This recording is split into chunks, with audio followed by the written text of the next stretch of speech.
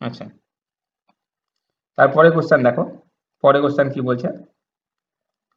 পরে কোশ্চেন বলছে দেখো যে who is the final authority two interpret the constitution. এটা আমরা এর আগেও আলোচনা করলাম যে কোনো কনস্টিটিউশনের প্রভিশনে যদি কোনো কনফিউশন লাগে যে এটার মানে কি, তাহলে ফাইনাল ইন্টারপ্রেটার কে, সেটা ফাইনাল ইন্টারপ্রেটার হচ্ছে সুপ্রিম কোর্ট অফ ইন্ডিয়া। আচ্ছা,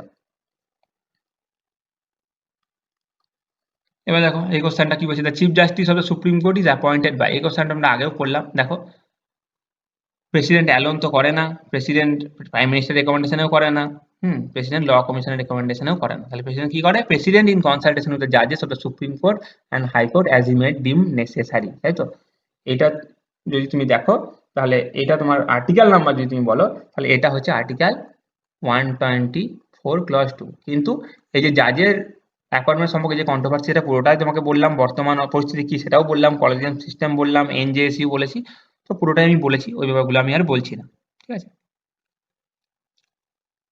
আচ্ছা, the verdict of the Supreme Court in which one of the following cases has made the imposition of the president's rule under Article 356 of Constitution difficult।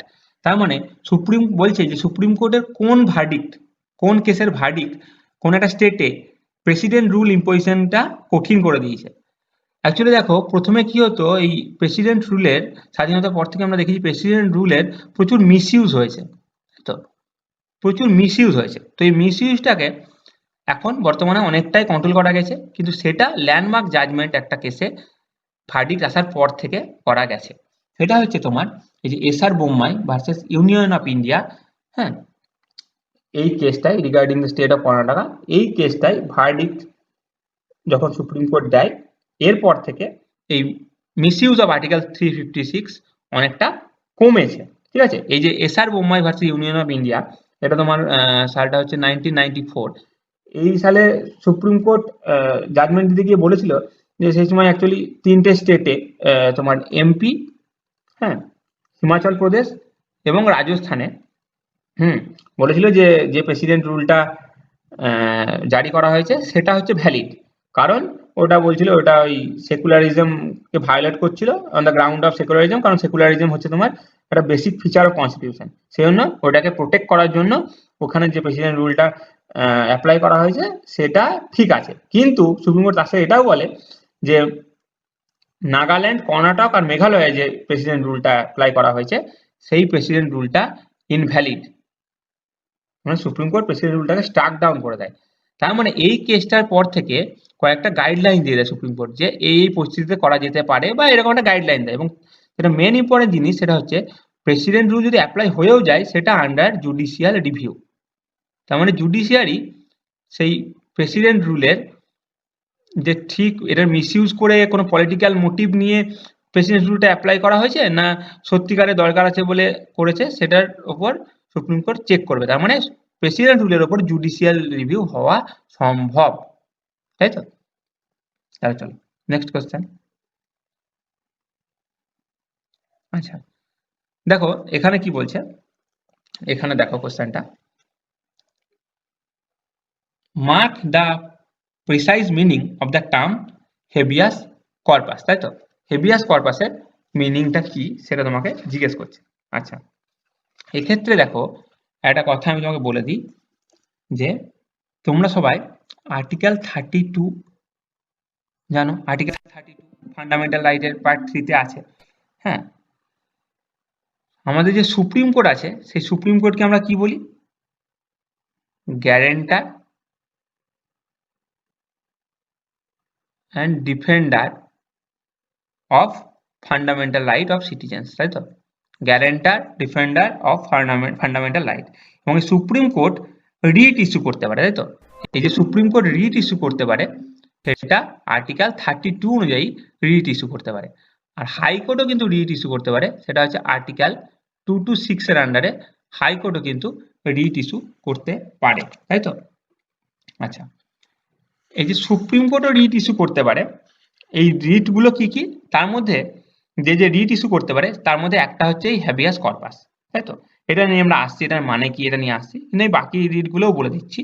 Habeas corpus করতে পারে, তাই তো। তাহলে একটা হচ্ছে habeas corpus, আর কি করতে পারে না তো ম্যান্ডামাস, তাই তো। আর কি করতে পারে, আর প্রহিবিশন করতে পারে, প্রহিবিশন রিট, প্রহিবিশন, তাই তো। আর কি রিট ইস্যু করতে পারে সুপ্রিম কোর্ট বা হাইকোর্ট, সার্সিওরারি। আর কি রিট ইস্যু করতে পারে, কিউ ওয়ারেন্টো, কিউ ওয়ারেন্টো, তাই তো। আচ্ছা, তাহলে রিট ইস্যু করার ক্ষমতা কার কার আছে, হাইকোর্ট আর supreme court. Supreme court article 32, high court article 36, তাই তো। এবার সুপ্রিম কোর্টের রিট ইস্যু করা আর হাইকোর্টের রিট ইস্যু করা, তার মানে কোনো একটা সিটিজেনের যদি তোমার ফান্ডামেন্টাল রাইট ভায়োলেট হয়, সেই ফান্ডামেন্টাল রাইট যাতে এনফোর্স করা হয়, ফান্ডামেন্টাল রাইটের ভায়োলেশন যাতে না হয়, সেজন্য supreme court under article 32 writ issue করতে পারে। সেই রিটগুলো কি কি, habeas corpus, mandamus, prohibition, certiorari, quo warranto, article 32 অনুযায়ী। তার মানে আর্টিকেল 32 ফান্ডামেন্টাল রাইটের আন্ডারে পড়ছে, কারণ আর্টিকেল 32ও কিন্তু একটা ইটসেলফ একটা ফান্ডামেন্টাল রাইট, তাই তো। এবং এই ফান্ডামেন্টাল রাইটটা বাকি সব ফান্ডামেন্টাল রাইটকে প্রোটেক্ট করছে, তাই তো, বাকি সমস্ত ফান্ডামেন্টাল রাইটকেও প্রোটেক্ট করছে, এবং ইটসেলফ এটা একটা ফান্ডামেন্টাল রাইট।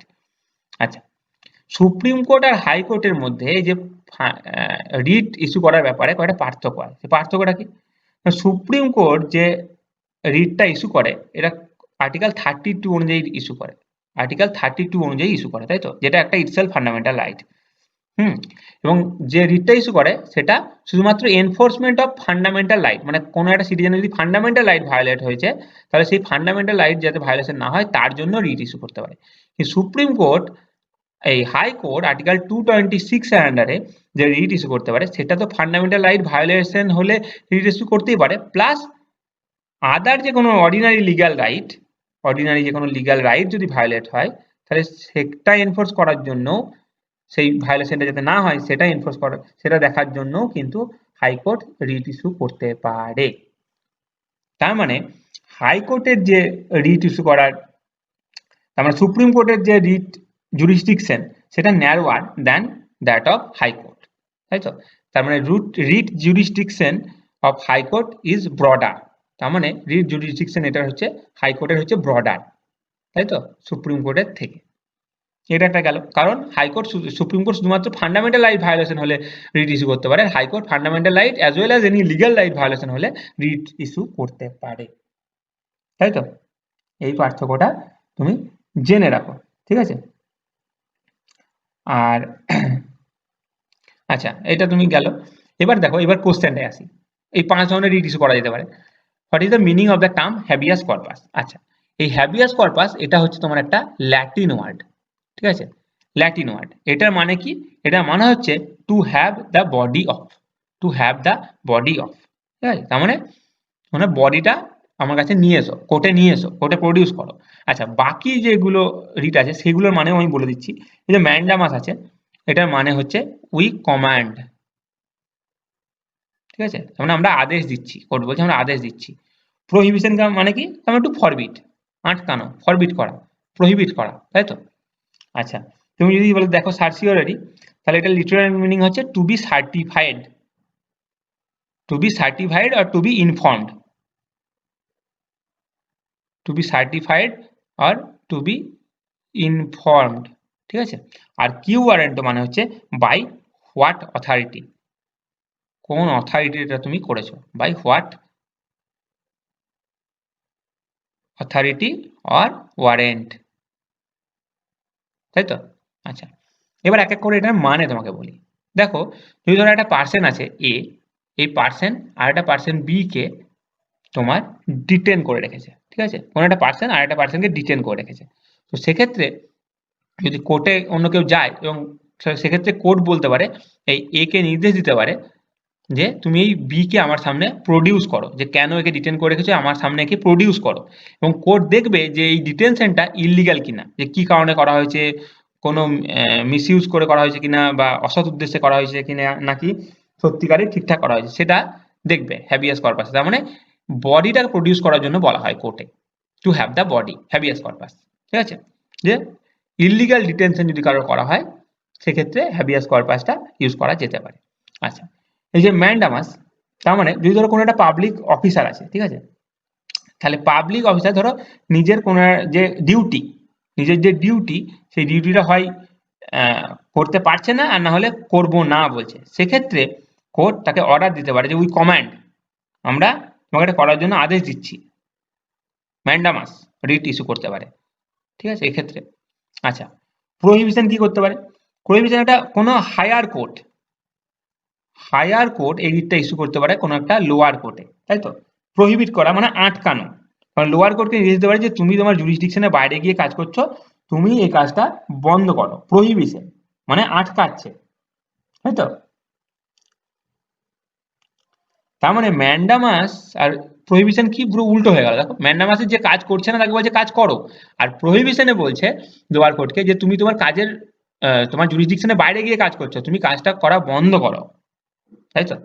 আচ্ছা, আর সার্সিওরারি কি? To be certified or inform, এটাও একটা হায়ার কোর্ট একটা লোয়ার কোর্টকে দেয়, একটা হায়ার কোর্ট একটা লোয়ার কোর্টকে নির্দেশ দেয়।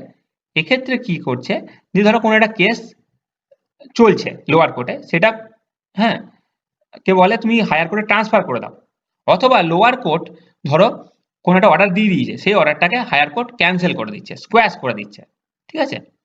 হ্যাঁ, এটা সেক্ষেত্রে সার্সিওরারি, ঠিক আছে।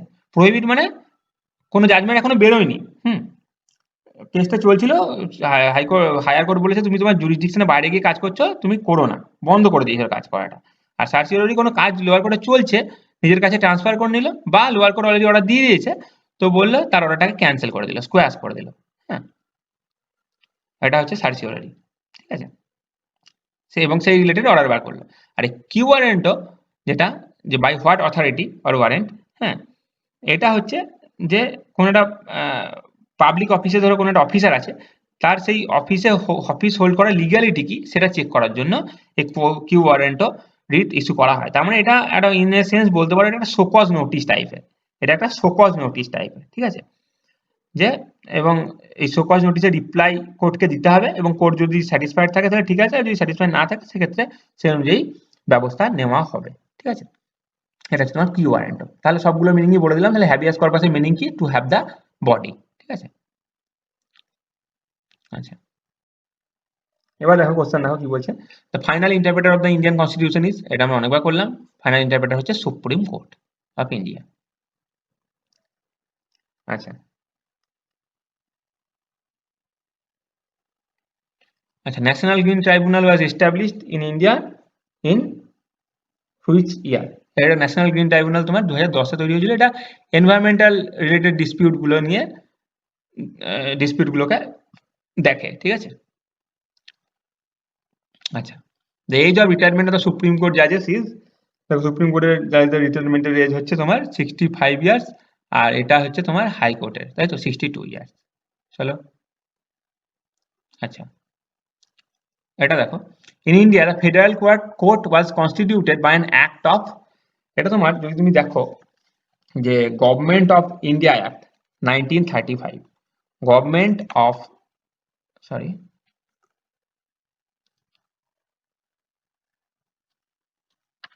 আচ্ছা, এটা তোমরা যদি দেখো government of India act 1935, government of India act 1935-এ এইখানে একটা বলা ছিল যে এস্টাবলিশমেন্ট অফ ফেডারেল কোর্টের কথা বলা হয়েছিল। তার মানে government of India act by act of 1935, এবং এই অ্যাক্ট অনুযায়ী ফেডারেল কোর্টটা সেট আপ হয়েছিল তোমার 1937-এ। তার মানে গভর্নমেন্ট অফ ইন্ডিয়া অ্যাক্ট 1935-এ ফেডারেল কোর্ট এস্টাবলিশমেন্টের কথা বলা হয়েছিল, এবং কোর্টটা 1937-এ এস্টাবলিশ হয়েছিল, ঠিক আছে, ফেডারেল কোর্টটা। চলো নেক্সট কোশ্চেন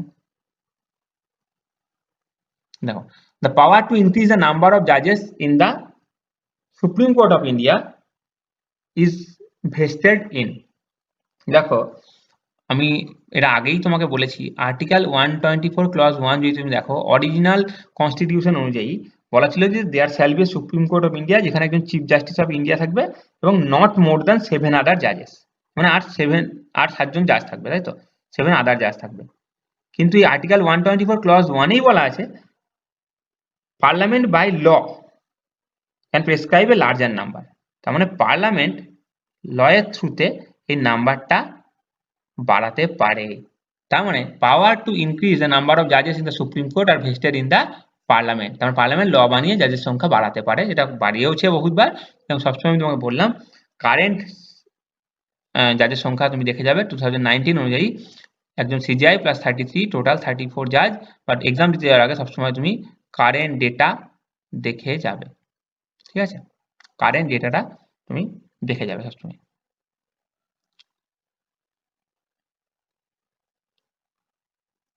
আচ্ছা, কারেন্ট ডেটাটা সবসময় দেখে যাবে। আচ্ছা, এখানে দেখো কি বলছে,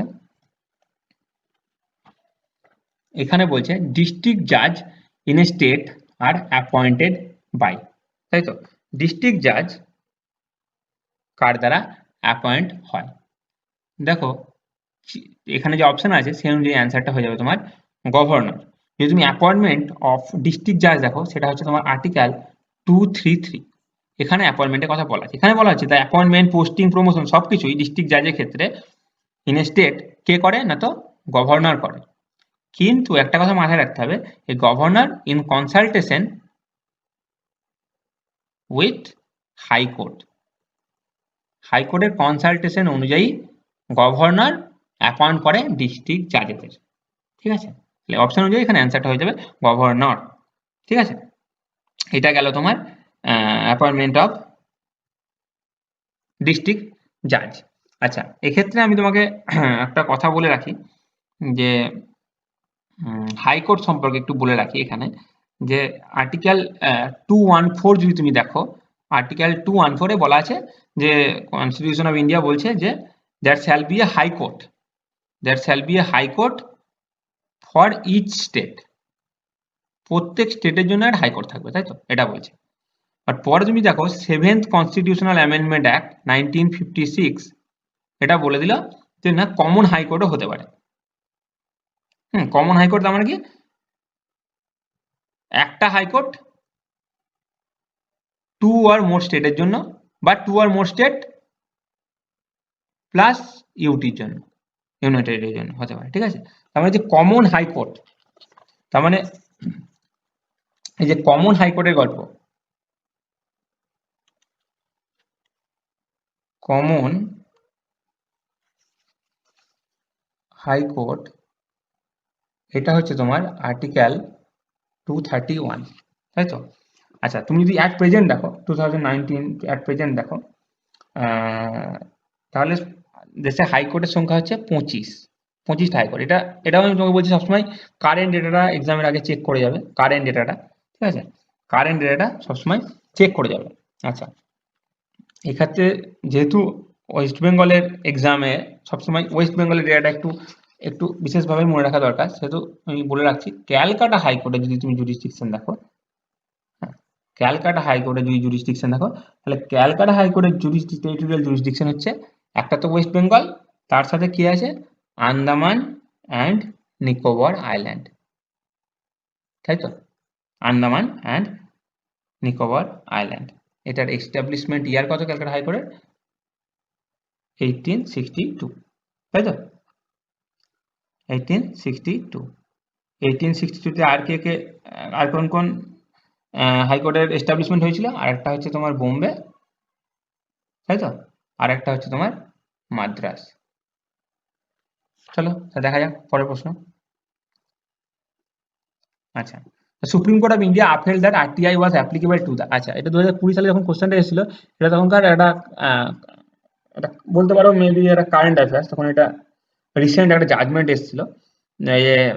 The office of the Chief Justice of India is a public authority under the RTI Act, তাই তো? Right two information act. এটা একটা 5 জাজের কনস্টিটিউশনাল বেঞ্চ, 5 জাজের কনস্টিটিউশনাল বেঞ্চ, যেটার হেড ছিল সিজিআই রঞ্জন গগৈ, উনি ডিক্লেয়ার করেছিলেন, ঠিক আছে? এটা তো এই কোশ্চেনটা আমি এই কারণে দিয়েছি যাতে তোমরা এটা মাথায় রেখো যে এখন office of the CGI is also under the RTI act, তাই তো? তার মানে যে আরটিআই অ্যাক্টে পাবলিক অথরিটি বলে যেটা আছে, সেই পাবলিক অথরিটির আন্ডারে অফিস অফ সিজিআই পড়ে যাচ্ছে, ঠিক আছে? এটা মানে অফিস অফ দ্য সিজিআইটাও ইনক্লুডেড হয়ে গেছে এই আরটিআই এর আন্ডারে। এটা জাস্ট বলে রাখলাম। তো আজকের ভিডিওতে এতদূর পর্যন্ত ভিডিওটা দেখার জন্য ধন্যবাদ। Thank you.